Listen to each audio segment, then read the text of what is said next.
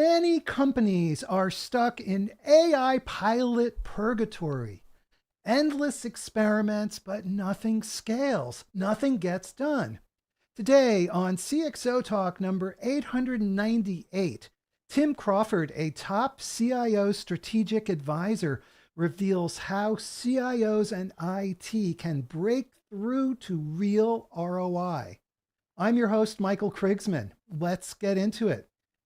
Tim, welcome back to CXOTalk. I'm thrilled to see you. Michael, it's always a pleasure to chat with you and take part in CXO Talk. This is not my first rodeo with you, and looking forward to another round. Tim, tell us about your work. Where are you focused right now? Yeah, great question, Michael. So, I'm a former CIO and really try and help CIOs kind of navigate through the change and all of the consternation that is coming at them from right, left, and center. And so a lot of the work I do is advisory with CIOs, but then I do a fair amount of advisory as an industry analyst with vendors as well, and have a number of top enterprise vendors to that list of characters. Tim, you spend so much time with CIOs. When you look at AI, what is the impact of AI on the CIO role today? It's massive. It's massive from a number of different lenses, number of different directions. When you look at the role itself and what the CIO needs to think about, there are impacts to how they work, how they operate, how they conduct themselves, how they inform themselves, and then also outwardly, how they engage with others within their organization, whether that be the enterprise leadership team, whether that be the board, whether that be customers, as well as their own organization. And so AI is playing a pretty significant role from a number of different dimensions for the CIO, both today, but then as we go forward in terms of giving them the insights that they're going to need to be successful. So what does this mean on a daily basis to the life of a CIO and to IT? Yeah, one of the things that is coming up again and again is how do we get to the insights to make really good business decisions? And so there was a lot of manual labor, a lot of manual work that went behind those decisions, whether it be through spreadsheets and documents, conversations, kind of just experience even coming into the mix. And so today you can automate and bring a number of those insights based on core data to the surface that you never had access to. And so what that means is you can now make decisions faster and more accurately in terms of where you go and what you do. And that impacts both the organization, the IT organization, whether it's from a cyber perspective and understanding what threats are coming your way or how to prioritize those. If it's from a service perspective, being able to do things like ticket deflection.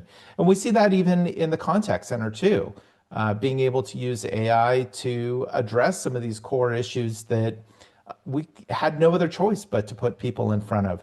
And so from a day-to-day perspective, the CIO can leverage AI from a number of different dimensions, and they really should, because this is really one of the attributes that's going to differentiate those CIOs that succeed into the future and those that really get held back.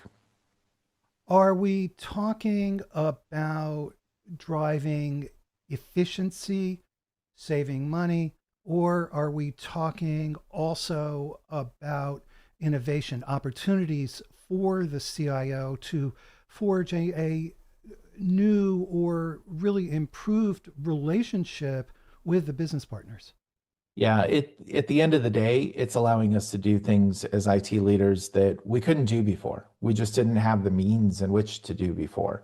But before we get ahead of ourselves there, we can definitely use it from an efficiency standpoint to help understand what are some ways that we can leverage AI to do things quicker, to use the multiples that come from using AI tools. And this is where the co-pilots and even the chat GPTs come into play. Some of the, not chatbots, but when you get into agents and agentic, there are some ways that you can use that from an efficiency standpoint to kind of catapult the process and automate some of your day-to-day work.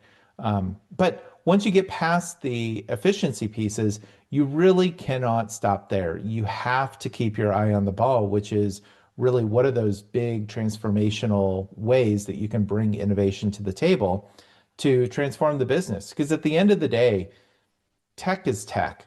And whether it's red, blue, green, yellow, it doesn't matter. It does not matter.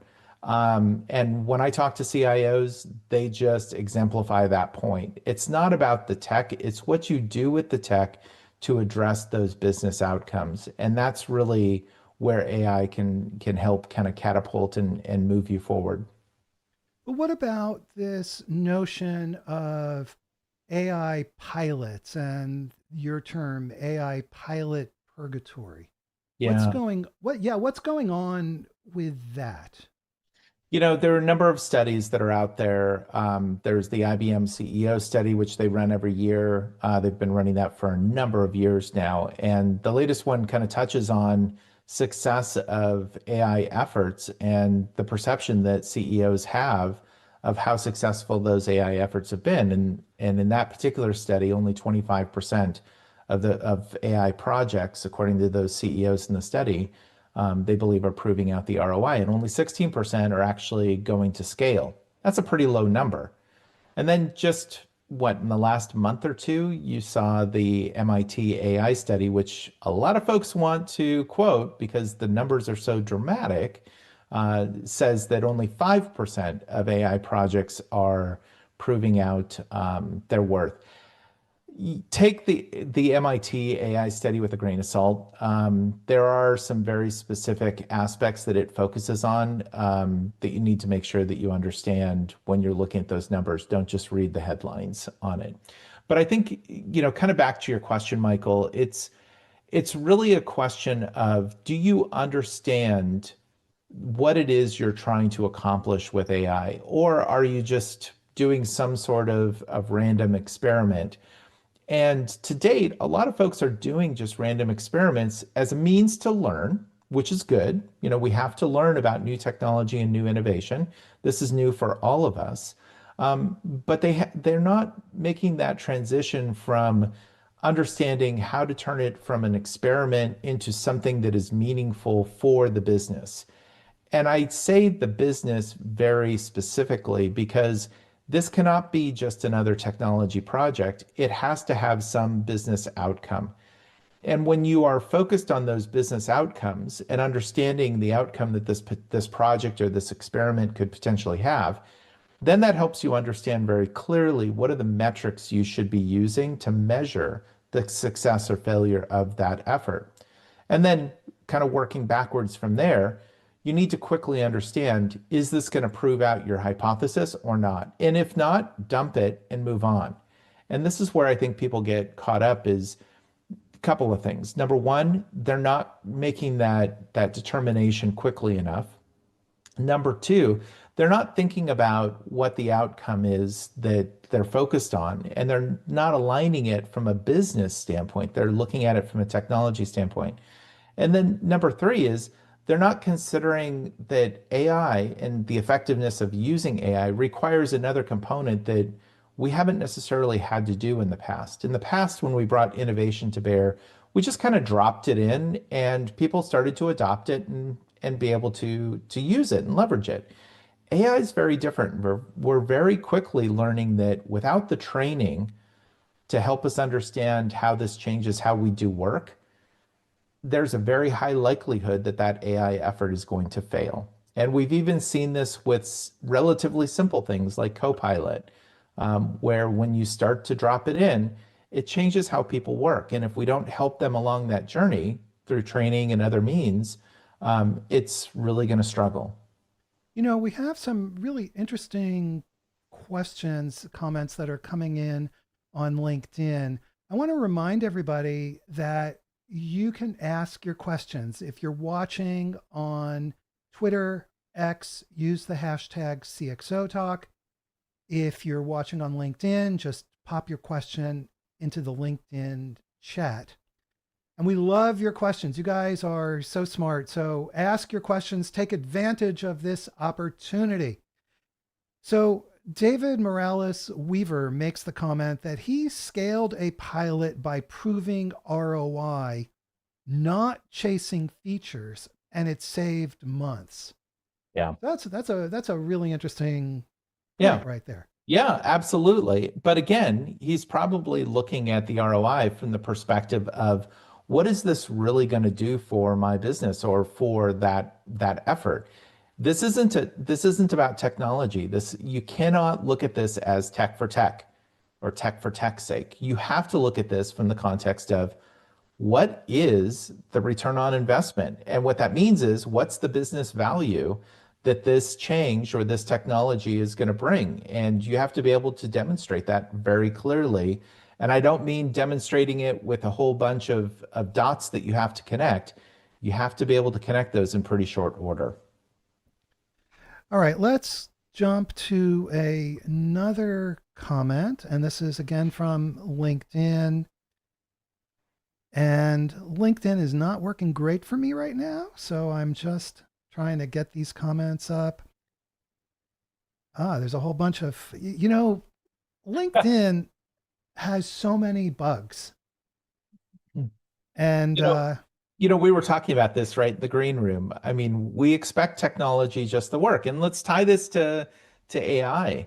We just expect to be able to drop in this technology and it works. And the reality is, streaming on LinkedIn is not new, but there are still bugs in it. Technology doesn't always work perfectly like we would expect, and AI is no different. We're still learning. The companies that are producing these products, whether it's the hypervisors, the enterprise software products, the services companies, they're learning right there alongside you. So they haven't figured everything out either. And so that's something that we have to kind of give ourselves a little bit of grace and take some of these statements with a grain of salt and just say, wow, I put two euphemisms together there. But we kind of have to think about what is it that we're really kind of gunning for and what's the best path in which to get there. well, I can tell you as a user of this technology, I don't care about any of that. They put it out there, they say it works. You Folks, want it to work? it just needs to work. Okay, let's take some more comments and questions here. So our mutual friend, Isaac Sokolik, he says this, the elephant in the room, is it an AI bubble or are CIOs moving too slowly? Isaac, yes. I'm going to just go out there, and I've said this publicly a number of times. We are definitely in a bubble, but I also think that we are also moving too slowly in the way that we are adopting the innovation. So, what does that mean? So, we're in a bubble in the sense that the AI conversation is incredibly frothy, right? Everything's now with AI. My toaster has AI in it now. But is that really going to move the needle for our business? No. Do we really care? Not really. But it's the marketing buzz. And so you kind of have to parse through that. When you get down to kind of the core building blocks of what this could do, and you start looking at the opportunities for efficiency, are we really kind of embracing those? No. And here's the reason why. And I know Isaac really well, and I know Isaac's probably rolling his eyes going, yep, yep, yep. And that is that we're not rethinking how we have to change our business and how we operate. And this is something that has to happen within the organization as much as with the CIO. Isaac talks a lot about what it means to be agile within the organization. That has to play out with AI. We have to think very differently about how we work, how we operate, our processes, our workflows. You can't just take AI and apply it to the way you've always done things. You have to simplify, understand how you can optimize, and then figure out how AI can help catapult that. And that's very different. That is very different, but love the question.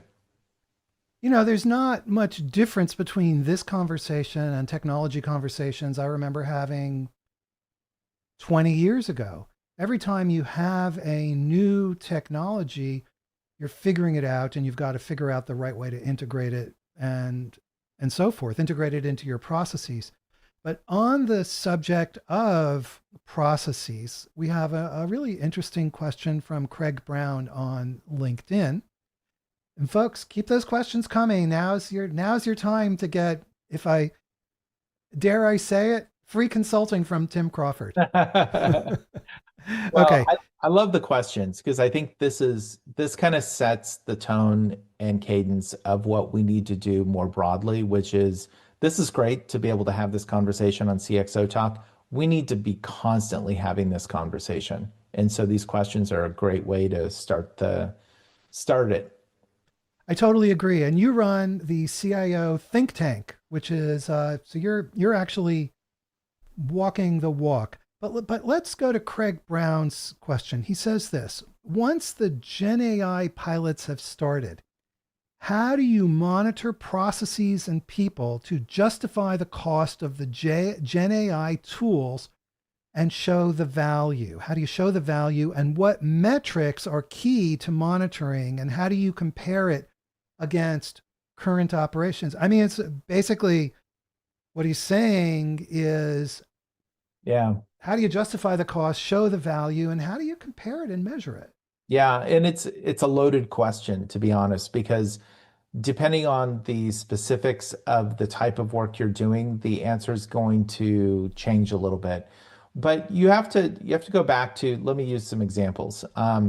If let's say you're using, I mentioned Copilot earlier, how much efficiency is that really kind of driving into the organization? And what that means is you have to spend the time to understand how much time is actually being saved. You can't assume that you are going to make some assumptions along this process, but you can't start with assumptions. You have to start to understand actuals, like how much time of the 10 people in a given department, how much time are they really are spending? And you have to spend the time with each of them, and then you can extrapolate from there. But it requires more footwork to truly understand that. And then you can extrapolate to your organization of 20,000, 100,000, 250,000 people. When you're starting to build out discrete, non-efficiency types of projects, but rather innovative projects, those have very discrete outcomes because now you're talking about doing things you couldn't do before. And in those cases, you typically have some dollar value that's tied to the outcome. Maybe it's a new product you can come out with. Maybe it's a new service line or a new market you're going after. And so there are very clear metrics that you can track as part of that. In addition to that, on the back end, companies like Aptio from IBM and the TBM Council, they're trying to get their arms around this as much as even just the FinOps Foundation from a cloud perspective and AI perspective of how do you start to understand what you're actually spending on these efforts to be able to factor into that value equation, because that's really what you're asking here is what's the value that drives the ROI? And a lot of folks focus on the cost, but cost for AI is not, it's not clear. It can be convoluted. And so there are efforts that are starting out, but we're in the very early days of this too. And so this is where I'd encourage you to figure out with your partners, whether that's the SIs, the GSIs, but also the vendors, the enterprise vendors that you're working with, work with them and help them understand what it is that you need help with in terms of clarity around this because they're trying to figure it out too. We're getting a whole bunch of questions relating to failed projects and failures, which I find very interesting because I don't think you used that term. I know I didn't today, Now, but that's what's resonating with people right now. So let's go over to Twitter, to X, and an interesting question from Arsalan Khan. He says, do these AI fail? It's interesting. He says, do these AI failures? Well, we haven't really been talking about AI failures, except I guess pilots not succeeding, I guess we could say, is an AI failure. And yes, that MIT study Mhm. is about POCs failing. Arslan says this: do these AI failures occur because of lack of vision of non technical executives, or because tech executives just don't know how to convince their peers that AI is a holistic solution? Both. Both are true. Let me kind of pick it apart to explain it, and this will be important for everyone listening to the stream to understand. There is an understanding around what is the value of the project, what is it the value of the experiment, and you have to tie that to a business outcome. And one of the problems that I often see is that, and this kind of goes back to something, Michael, that we were talking about kind of at the top of the show, but when you start talking about the role of the CIO and how the role is evolving, and I'm sure many folks haven't had a chance to read it, but I just published a blog post talking a little bit about this last night on my blog on avoa.com.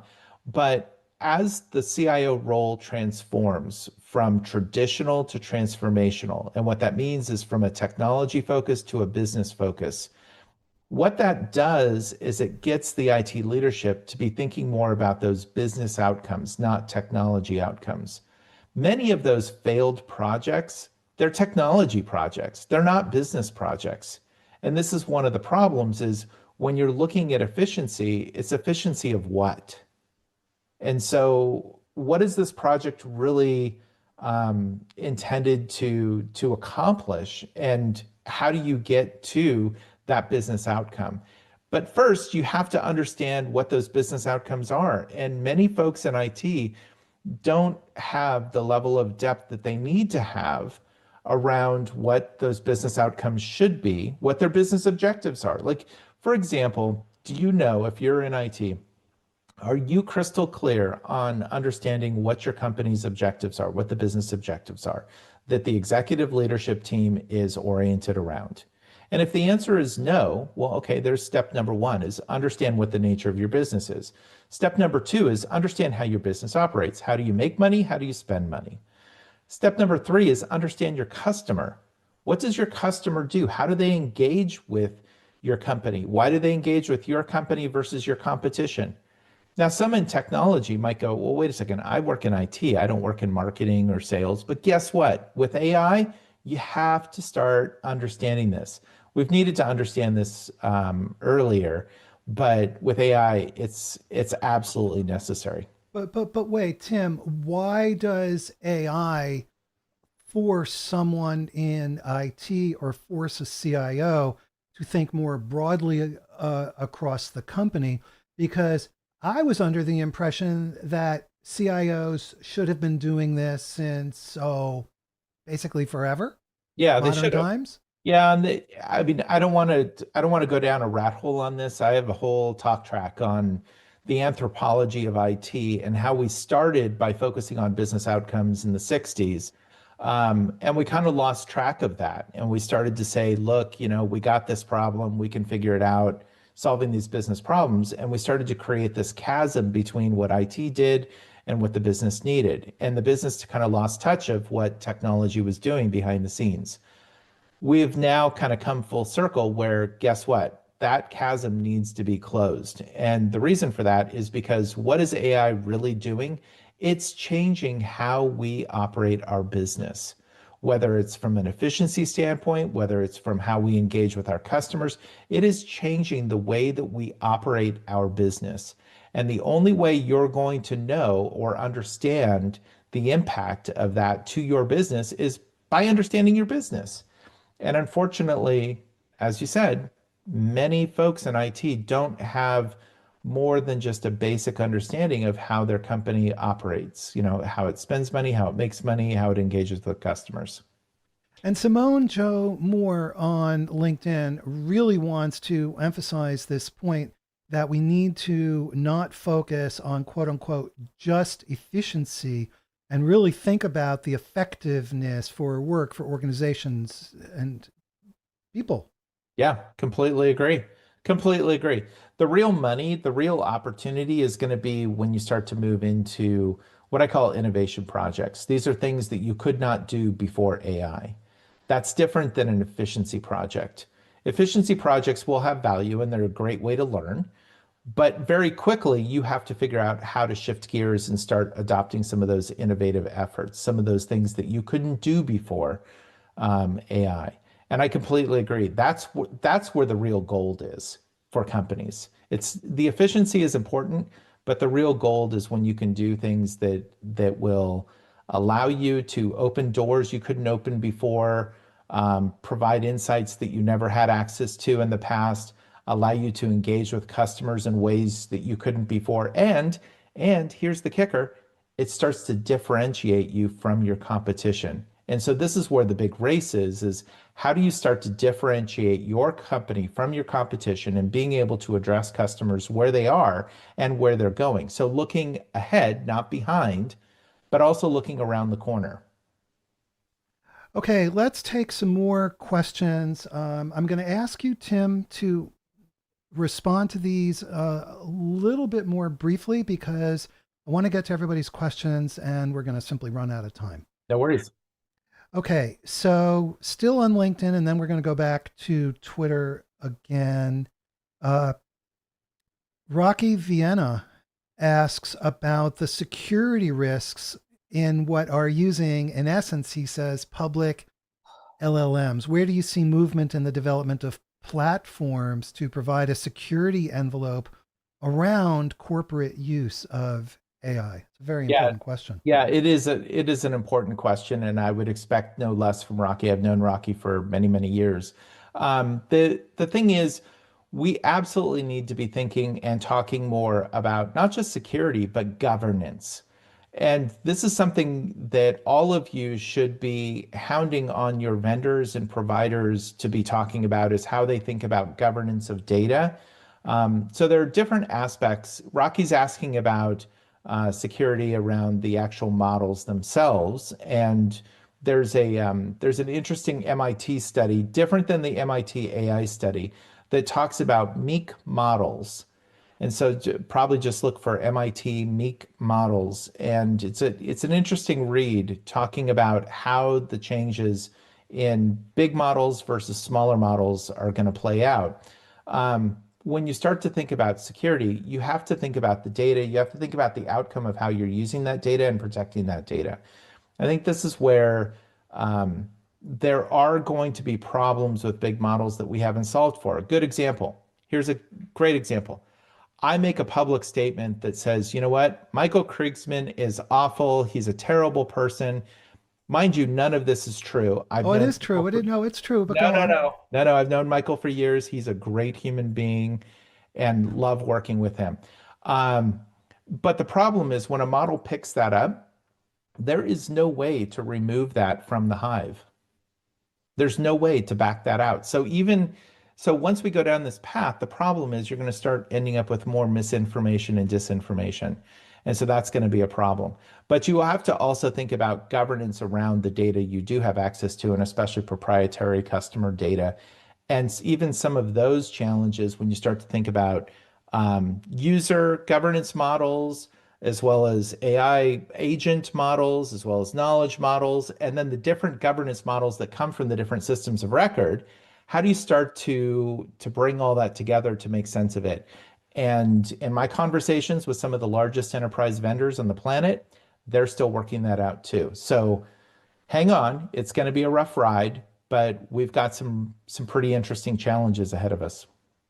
And of course, we're dealing with LLMs that have an insatiable desire and greed to suck up everything in their path. Yeah. And you Whether have to be careful that the configuration of your interfaces to those LLMs exclude the sucking up of your corporate data. Well, there's that too. And so I think this is where you have to think about your data strategy. You have to think about how you're protecting what is important to your organization. And that's probably a totally different conversation. But AI starts to factor into that when you start to think about the governance of what AI, and especially as we move into agentic, with learning models, reasoning models, discovery, A2A, MCP. I could go on and on just on that alone around the challenges to govern data through those processes. We have a lot Okay. to figure out. Oh, sorry, didn't mean to interrupt. You're good. Okay, Greg Walters has been patiently waiting on LinkedIn, and then we're going to jump back to Twitter because we got questions stacking up over there too. He says the AI failures seem to occur when AI is dropped into existing processes instead of the processes adapting, being digested by AI. But he says he says a ray of hope that it seems that finally we're looking to focus on deliverables versus adherence to the process. But I will just mention I've heard this same conversation going back, 25 years. This is not new. No, and we there's a whole another talk track around just policy development. How did we create some of these business policies and business processes in the first place? And usually it's because something didn't go right or we wanted it to work a very specific way based on the parameters at that point in time. Well, guess what? Those parameters have been changing in some cases over decades, but the company never changed how they did things.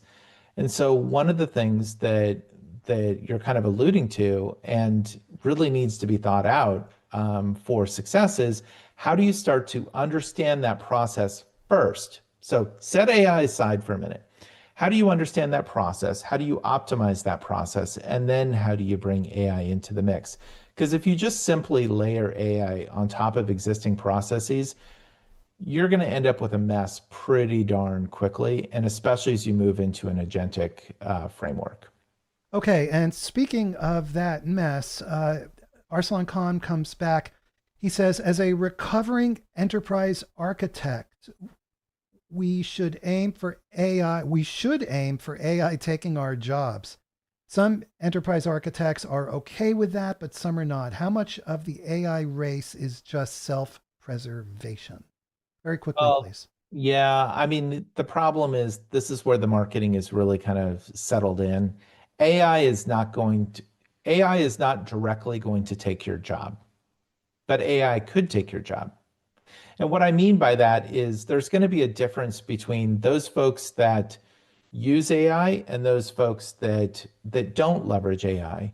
And the folks that leverage AI are the ones that are going to succeed and excel, and the ones that don't, and this goes all the way to the CIO, are the ones that are going to perish. It's the same reason why traditional CIOs are in decline and transformational CIOs are in demand.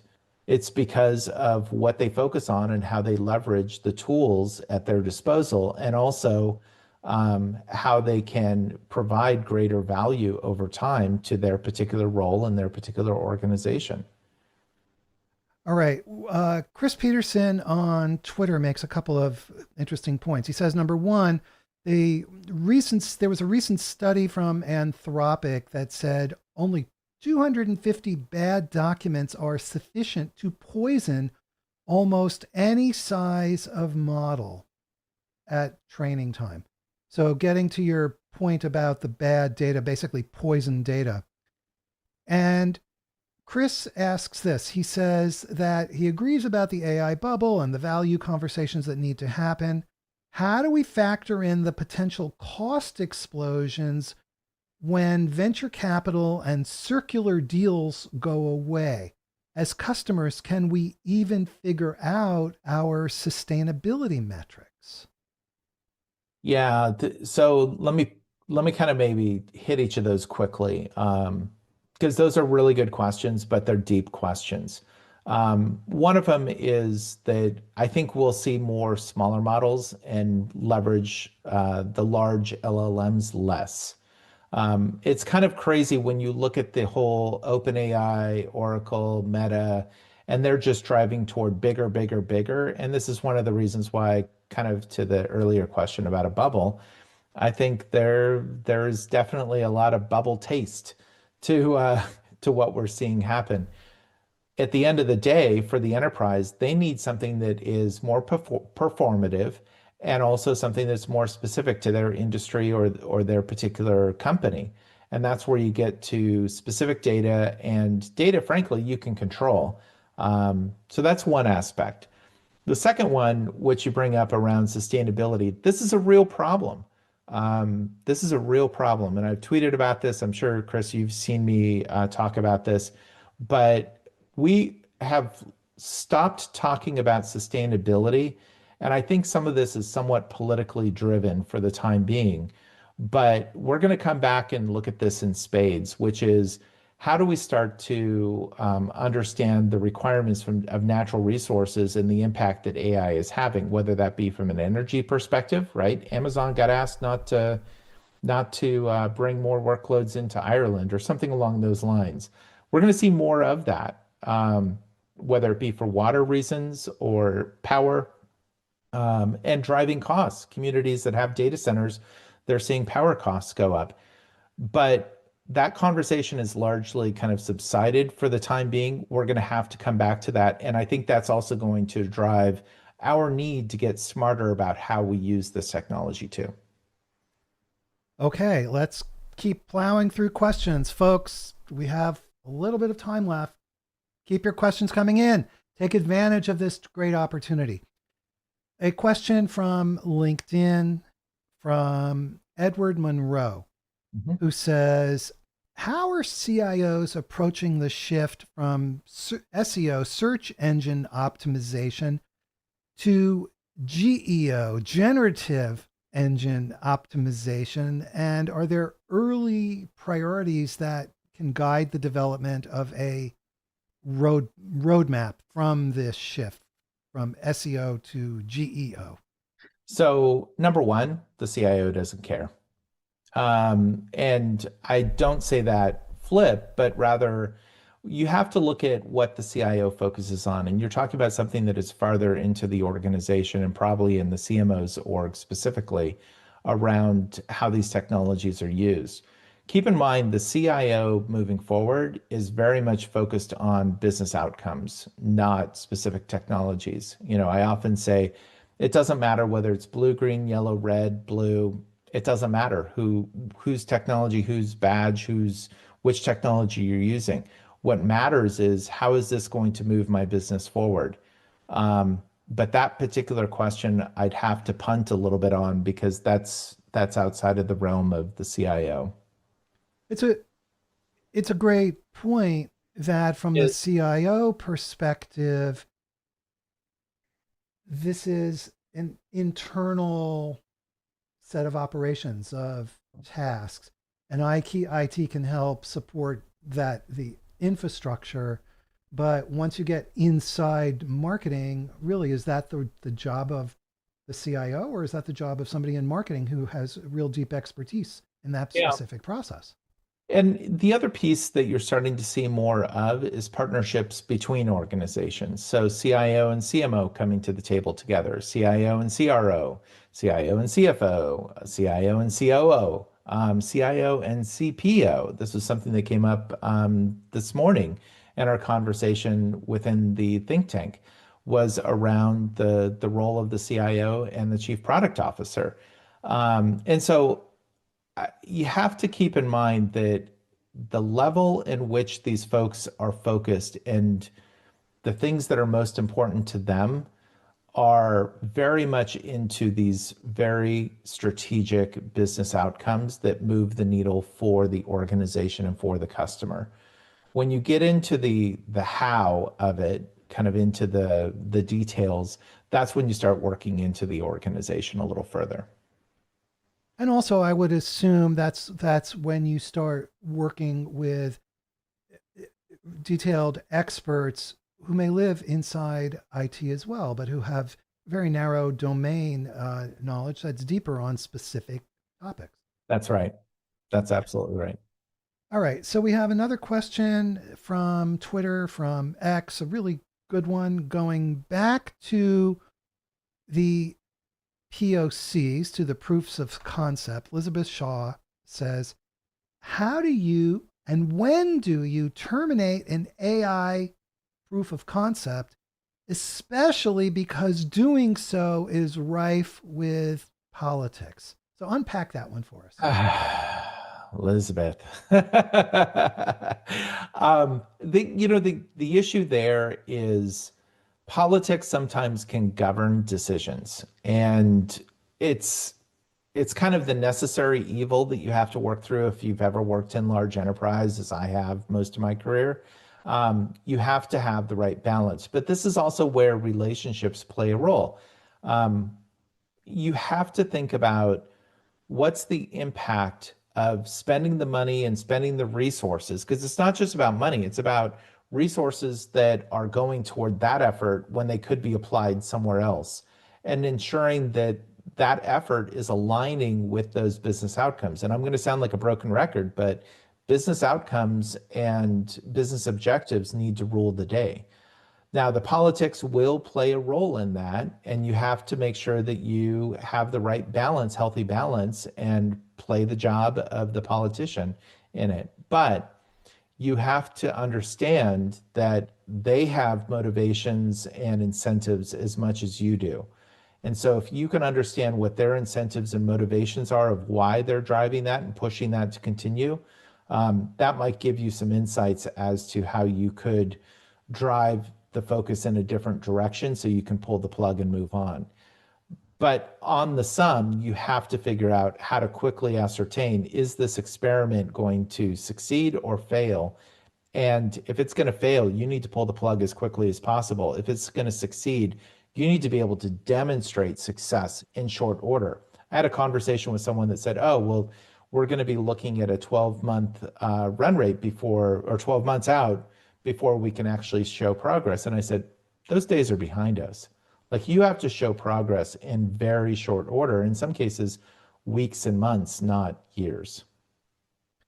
And on this topic of succeeding with these AI projects or failing, Isaac Sekulik comes back with a real definition. He says failure occurs when AI exposes data, or lack of testing to validate results, or lack of change leadership.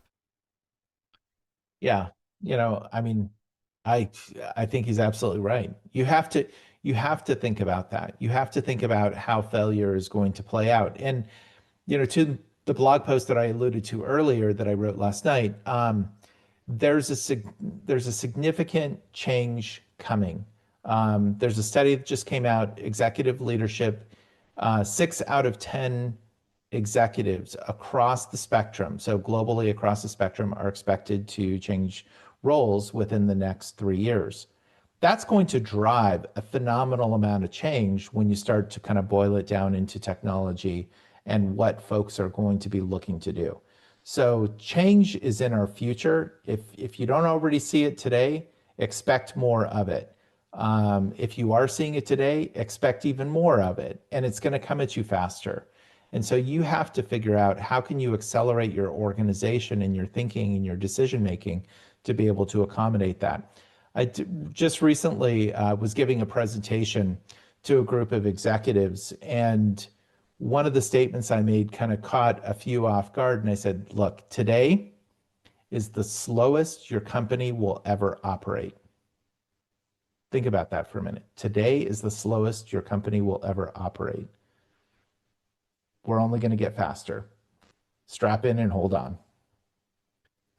And on the subject of the human relationships that can help accelerate and make these, provide the fabric, if you will, that makes these projects relating to the business in the strongest possible way.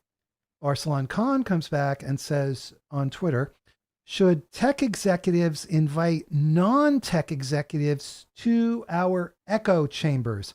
What incentives are there beyond just cost and efficiency for non executives?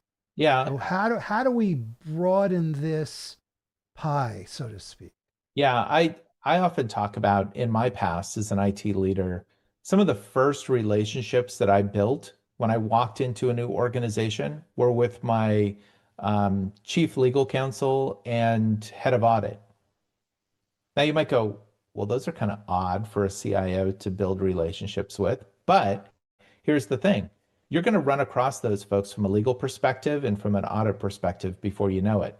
And if you are at least building the relationship and setting the groundwork so you can understand, listen, and respect where they're coming from, then guess what? When it's time for you and the other person to sit down and have a conversation because you've been breached or you have a legal issue you have to navigate through, you already understand where they're coming from. You're not trying to figure it out in the heat of battle. And so it's a way to build respect. It's a way to build those relationships. And I can't emphasize how important those relationships are. When things get tough, it's the relationships you will have to lean on. It's not going to be some other factor or technology whiz bang. You have to rely on the relationships. So don't just look at the value of what you get out of that particular transaction of a relationship. A relationship is something you build over time, you invest in over time. And when you think about it that way, it changes your paradigm in terms of why you invite these folks to your staff meetings or to present to your organization.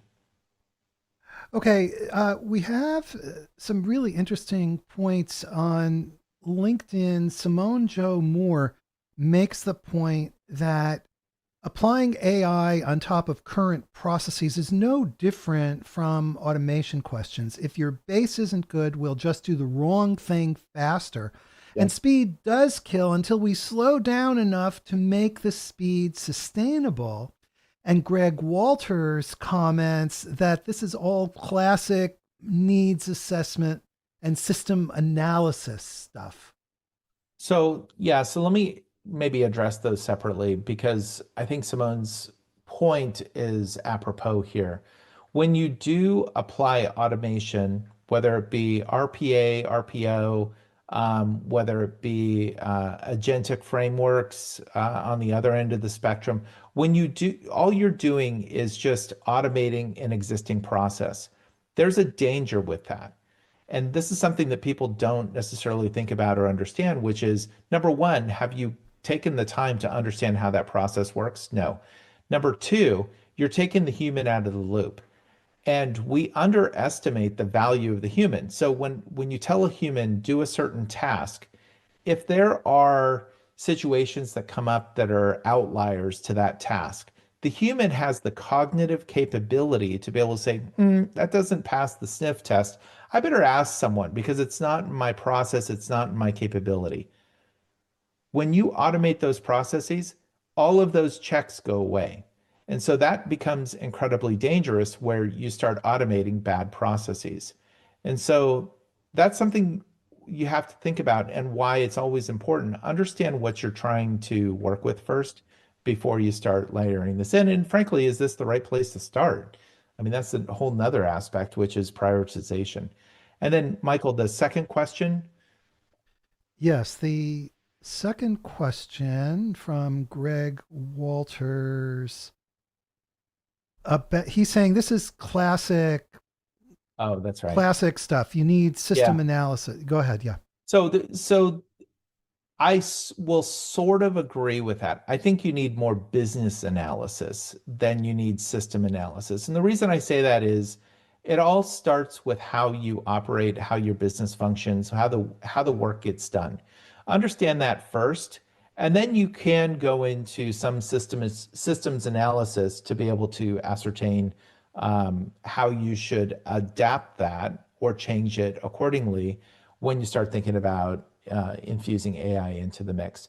But you should definitely start with business. And the reason why I make that what may seem overly subtle of a distinction is because if I were just to agree and say, yep, system process, which you're kind of right on, um, too many people would go, oh, okay, so I just apply my normal system process, take this, the way the system was built, understand how the system was built, and refactor it for AI. And that would be a mistake. Okay, Tim, very quickly because we're going to run out of time. Elizabeth Shaw says, "Who should own the AI ROI as an issue?" And Arslan Khan says, why is the onus always on technology folks to know about the business processes? And I think these are related issues. Who's Yeah. responsible for AI ROI? And why is it always on IT? So the easy answer for Elizabeth's question is there's no one person that's responsible for it. And this is why some organizations are putting together an AI council that can be driven maybe by the CIO, sometimes by the CEO of the company. But there's someone that leads the council that's a cross-functional representation of the organization. And they collectively, not individually, collectively are responsible for prioritization and ensuring that guardrails are put in place and prioritization and costs are being managed. And then I think the second piece to that is in terms of just kind of understanding how do you evolve that over time, right? And so it's an evolutionary process. We're still learning, but you have to be able to accelerate the decision-making process in terms of what you work on first, second, third, and then evolve that, right? Fail fast. We've heard these terms before. We're just applying them into AI. Tim, let's just briefly talk about vendors, technology vendors and services vendors.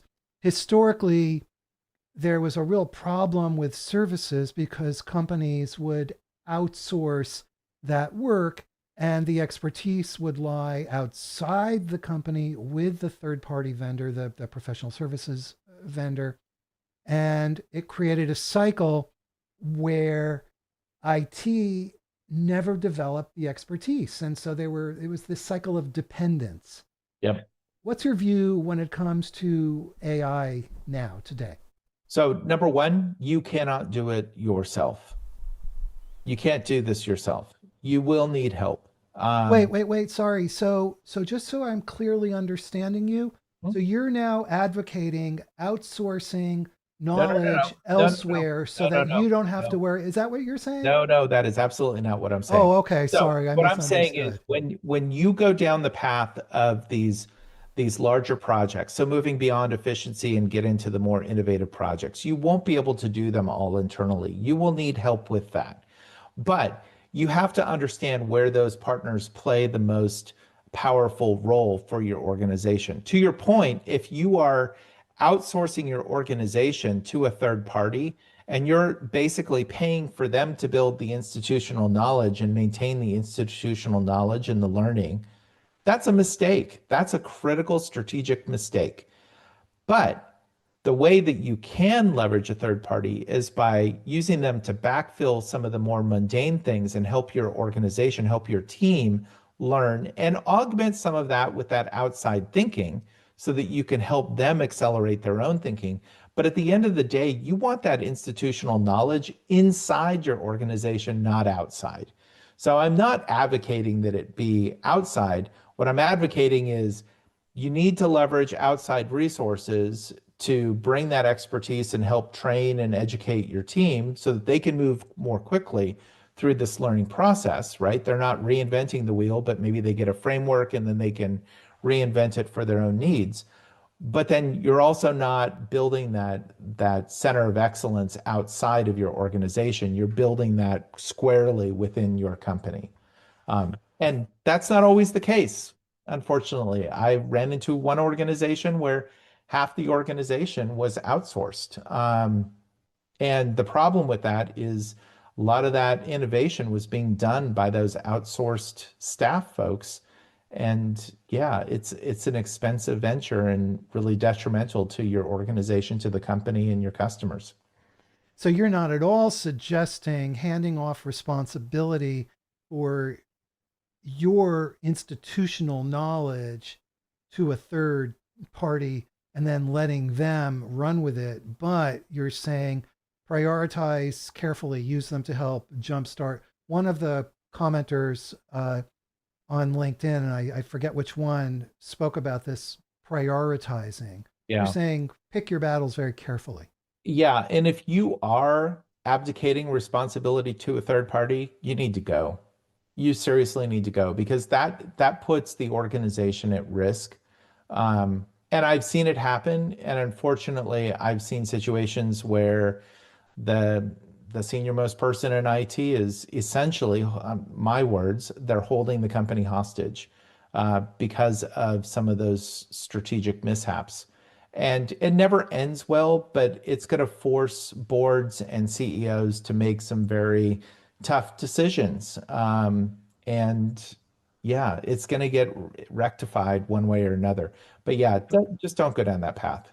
Just don't go Okay. down that path. Okay, in one sentence, Chris Peterson on Twitter asks, do you see a specific C-suite role for AI alongside the CEO, like some organizations have done with the CDO, or would that stay within CIO? I'm thinking of like Chief AI Officer, for example. Yep. So very Yep. quickly.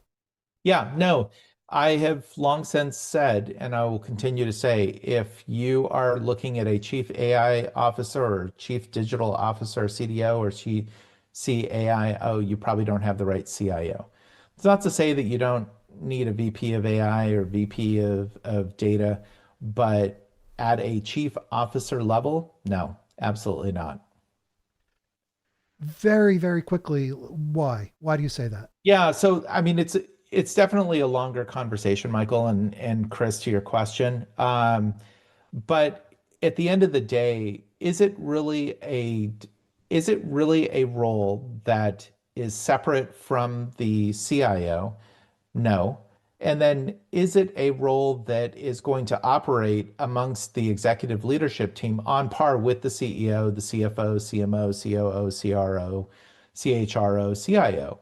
And the answer is no. It's a very specific task. That's why I say a VP of AI or VP of data is a much more appropriate role. And then that would roll into the CIO, the strategic CIO. Because again, the CIO, their closest relationship is going to be with the CEO and then secondarily with the rest of the ELT. You're not going to see those other roles kind of taking a similar path. And like I said, it's a longer conversation as to more of the reasons why and how that plays out, but that's kind of the top line view on it.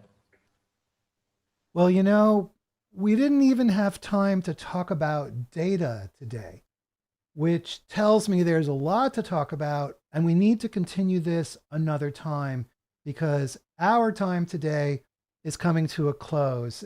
Tim Crawford, thank you so much for spending time and sharing your expertise with us today. I'm very grateful to you. Michael, thank you so much for the invitation to join and love the questions coming from the audience. This has been great. Everybody, now is the time for you to subscribe to the CXOTalk newsletter so that we can notify you about upcoming shows. You can be part of our community and you can participate. This show is all about the folks who are listening. So go to cxotalk.com right now, subscribe to the newsletter, and we'll see you again next time. We have really, as we always do, like incredible shows coming up. 2 weeks from next week, there's no show. 2 weeks from today, we have two members of the House of Lords in the UK talking about big tech and policy around AI and big tech. So that's going to be really interesting, right from the horse's mouth. So join us. Thank you so much. Thanks to Tim Crawford. We'll see you again next time.